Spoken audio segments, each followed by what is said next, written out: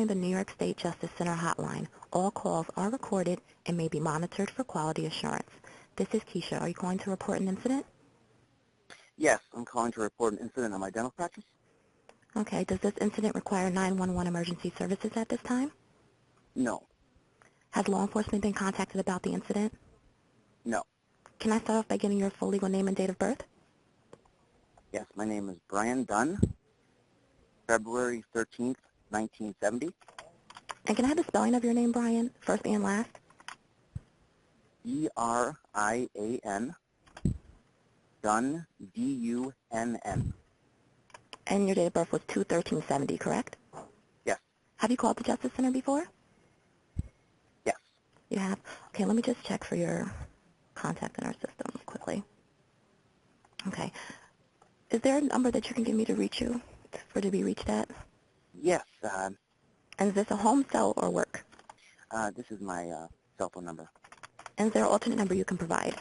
Well, really, no, that's pretty much my only one. Okay. Pretty much live off my cell phone. Okay. And what did you say your title was, Brian? I'm a dentist.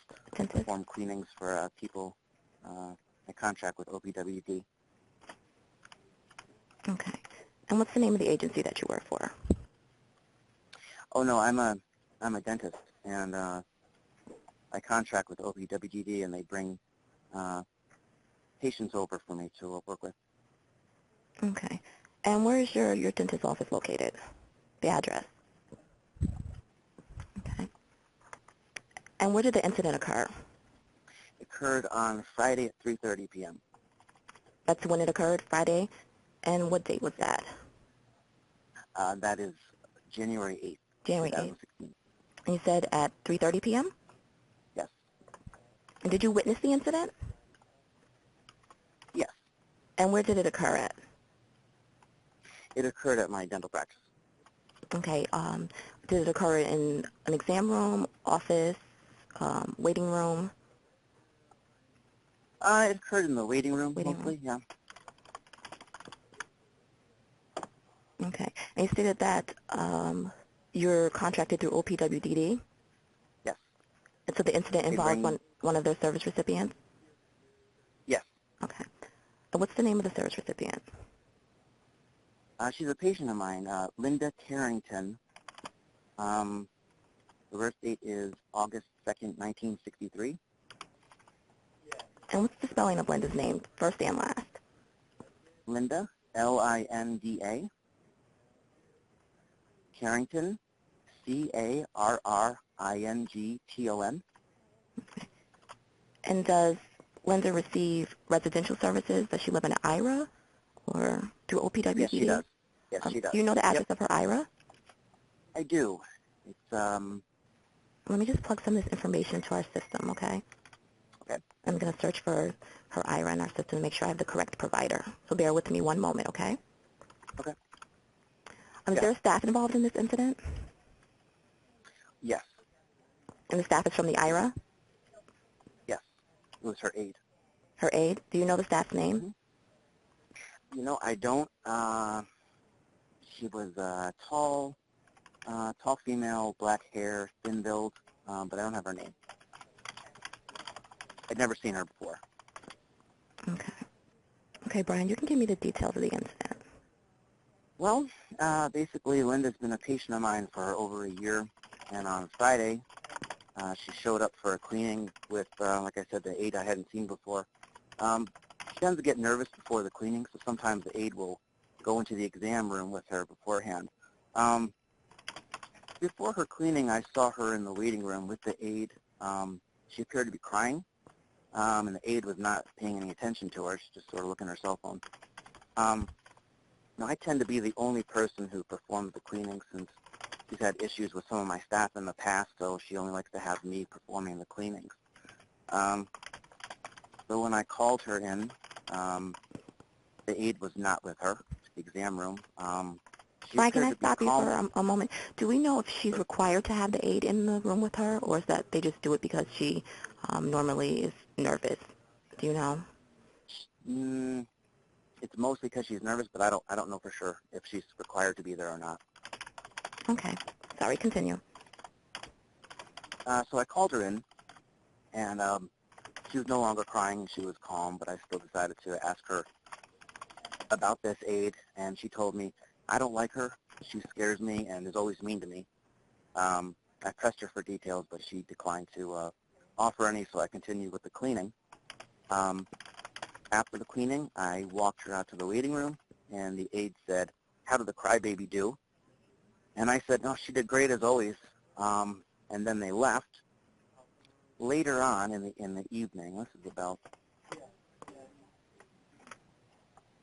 it occurred around 3:30, but later on, probably around 5-ish, my receptionist, Megan Clark, informed me that when Linda and the aide were in the waiting room, the aide was on her cell phone the whole time and not paying attention to her. And when Linda asked the aide to read to her, she said, can't you see I'm busy? Read to yourself, you retard. That's when Linda started crying, and about 5 to 10 minutes later, she was called into my office for the appointment. And that's pretty much all the information I have. Okay. So you said that your receptionist, Megan Clark, witnessed this behavior in the waiting room as well? Yes. How do you spell Megan's name? Megan, M-E-G-H-A-N, Clark, C-L-A-R-K-E. Is there a contact number for Megan? I don't have one. Okay. Were there any other witnesses that you know of? No. Do you know if Megan said anything to the staff when she heard that, or if anyone said anything or intervened? No, no one intervened. Okay. Did you notify anyone else about the incident, like her IRA or anyone? No, I didn't. And how was Linda when she left the office? Did she seem okay? No, she was a little distraught when she left, yeah. Any other details you'd like to add at this time? Nope, I don't have anything else. That's it. Okay, well, I'm going to generate a confirmation number for you, and then I'm just going to review the report with you for accuracy, okay? Okay. I have that confirmation number for you when you're ready. Okay, go ahead. It's 101-646-626-001. Okay. Do you want to read that back to me? 101-646-626-001. Okay. Now I'm just going to review the report with you for accuracy. If you think of any additional details or if something I'm saying is incorrect, feel free to interrupt me at any time, okay? Okay. I have yourself as the reporter, Brian Dunn, that's D-U-N-N, and Brian, B-R-I-A-N. Date of birth is 2/13/70. Said you're a dentist and that the incident occurred in your office at that address. The date and time of the incident was January 8th, 2016, around 3:30 p.m. Involving service recipient Linda Carrington. Date of birth is 8/2/63. You said that she resides. You stated that it also involves an unknown staff. Description is tall, female, black hair, thin built. You stated that you have been Linda's dentist for over a year. She lives at this OPWDD IRA. You say she came in for a cleaning with the unknown staff, staff that you have not seen before. You said that Linda is nervous at her appointments, and staff will sometimes sit in on her examination while she's having the cleaning. You say that you have a dental hygienist. You do not have a dental hygienist perform the cleaning because Linda has difficulty in the past with them, more than one dental staff, and they're more successful if you do them by yourself. Before you called Linda in for a cleaning, you walked to the waiting room, you were speaking to another patient, and you stated that you saw Linda crying, and you did not see staff paying attention to her. When it was time for Linda's cleaning, the staff did not come into the examination room. You stated that you do not know if they are required to come into the examination room. You said that you weren't too concerned and that she seemed calm. You stated that staff was sitting in the waiting room during the cleaning. You mentioned the staff that was sitting in the waiting room, and Linda said, quote, I don't like her, she scares me, and she's always mean to me. You said that Linda didn't say anything else about that, and she wouldn't go into any detail, talk any further.